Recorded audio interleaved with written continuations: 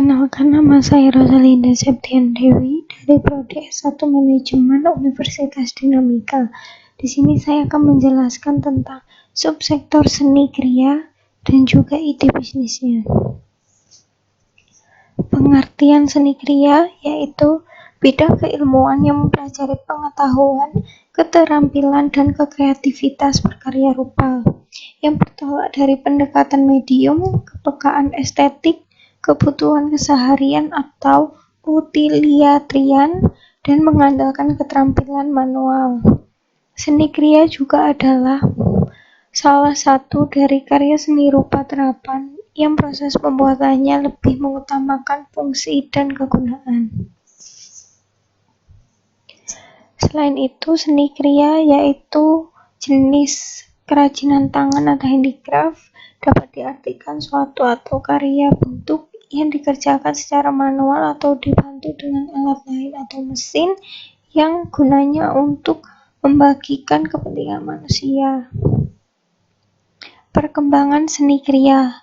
Seni kriya di Nusantara di Indonesia dapat dikelompokkan ke dalam 3 kelompok fase perkembangan. Yang pertama, seni kriya tradisional klasik zaman Hindu-Buddha. Yang kedua, seni kriya tradisional rakyat atau daerah. Dan yang ketiga, seni kriya Indonesia baru atau kolonial. Pada zaman Hindu-Buddha, kaidah seni dibakukan dalam pedoman seni oleh empu atau seniman. Mutu seni yang bersifat teknik maupun estetik dilandasi oleh pemikiran falsafah hidup dan pandangan agama Hindu, Buddha maupun Islam. Kriya tradisional rakyat. Ciri-ciri dari kebudayaan etnik menghasilkan corak kesenian tradisional sesuai watak masyarakat, adab kehidupan, dan lingkungan alamnya. Pembuatan dan jenis seni kriya tradisional ditentukan oleh bahan yang tersedia di lingkungan tempat tinggal. Kriya Indonesia baru atau kolonial. Pada zaman kolonial, pendidikan mementingkan nilai-nilai rasional dan kehidupan jasmania. Kesadaran nilai-nilai luhur terhadap nilai-nilai tradisional seni kriya menjadi lemah, baik yang klasik maupun kriya rakyat. Beberapa karya-karya Indonesia baru yang dipadukan dengan seni tradisi dan bahan industri. Di sini ada 3 fungsi seni kriya. Yang pertama hiasan, yang kedua benda terapan, yang ketiga benda mainan. Untuk yang pertama adalah hiasan. Hasil produk dari seni kriya digunakan untuk benda pajangan atau hiasan. Seni kriya tersebut lebih mengutamakan keindahan estetik daripada fungsinya, yang sehingga seni kriya jenis ini mengalami berbagai pengembangan seperti lukisan, foto, maupun pajangan lainnya. Benda terapan. Jenis seni kriya ini lebih mengutamakan fungsinya yang sebagai benda yang siap pakai, nyaman tapi tidak menghilangkan unsur keindahannya seperti gerabah, guci, dan lain-lain. Yang ketiga, benda mainan. Seni kriya sebagai sebuah alat permainan yang biasanya dengan bentuk sederhana dan bahan yang mudah didapat dan dikerjakan dengan harga yang relatif murah. Contohnya seperti boneka maupun balok-balok kayu. Unsur seni kriya.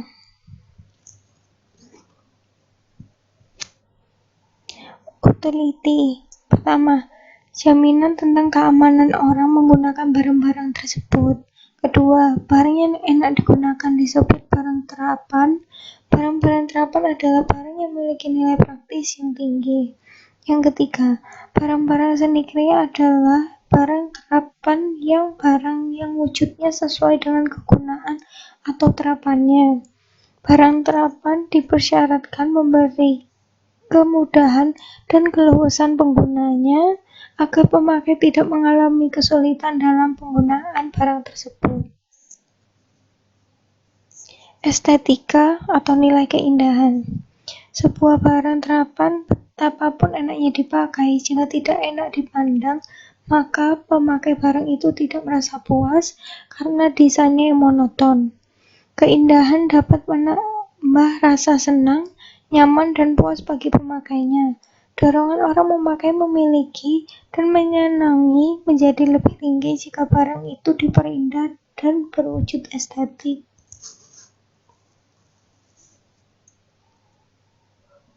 Jenis-jenis seni kriya berdasarkan bahan penggunaannya. Ada 6 jenis bahan. Yang pertama seni kriya kayu, seni kriya tekstil, seni kriya keramik, seni kriya logam, seni kriya kulit, dan juga seni kriya batu. Seni kriya kayu adalah salah satu jenis kriya dalam pekerjaannya membuat benda selalu menggabungkan antara nilai fungsi dan nilai hias dengan menggunakan sebuah bahan kayu. Dalam seni kriya kayu terdapat suatu pekerjaan dengan tingkat dasar atau tingkat permulaan. Kayu sangat mudah dimanfaatkan dalam suatu pembuatan berbagai benda kerajinan. Contohnya adalah ukiran-ukiran kayu. Yang kedua, kriya tekstil. Seni kriya tekstil ialah salah satu jenis kriya dengan menggunakan bahan dasar kain. Istilah tekstil mempunyai lingkup yang luas dan mencakup dengan berbagai macam aneka jenis kain yang cara pembuatannya baik dengan cara diikat, ditenun, dipres, dan masih banyak lagi cara teknik dalam pembuatan kain. Kriya keramik. Seni kriya keramik ialah salah satu jenis seni kriya. Bendanya yang terbuat dari tanah liat yang dibakar. Pembuatan pada seni kriya keramik ialah dengan teknik slab, lempeng, putra drawing, pilin pinching, dan cetak tuang. Contohnya adalah keramik hias gantung. Daerah-daerah penghias seni kriya keramik ini yaitu daerah Bandung, Jepara, Cirebon, Banjarnegara, Malang, Purworejo, Yogyakarta, Banjarnegara, dan Sulawesi Selatan, dan masih banyak lainnya. Kriya logam. Seni kriya logam ialah salah satu jenis seni kriya yang mengolah suatu logam menjadi berbagai macam benda kerajinan. Teknik dalam pembuatan seni kriya logam ini terdiri dari 2 macam, yaitu teknik clairperdue atau cetak lilin, dan yang kedua adalah teknik bivalve dalam pembuatan seperti perunggu. Kriya kulit. Seni kriya kulit ialah salah satu jenis seni kriya yang memakai kulit sebagai bahan bakunya. Contohnya seperti tas, dompet, maupun sabuk. Kulit yang pada umumnya digunakan dalam sebuah seni kriya kulit ialah kulit kambing, sapi, buaya, kerbau, maupun ular. Kriya batu. Seni kriya batu ialah salah satu jenis seni kriya dengan bahan dasar batu yang dibentuk sedemikian rupa supaya terlihat indah dan juga menawan. Batu dengan tekstur keras dan kaku ternyata bisa diolah berbagai macam bentuk. Misalnya di daerah Sukabumi dan Sukaraja, daerah tersebut sering ditemukan pada hiasan-hiasan dan dekorasi rumah dari batu.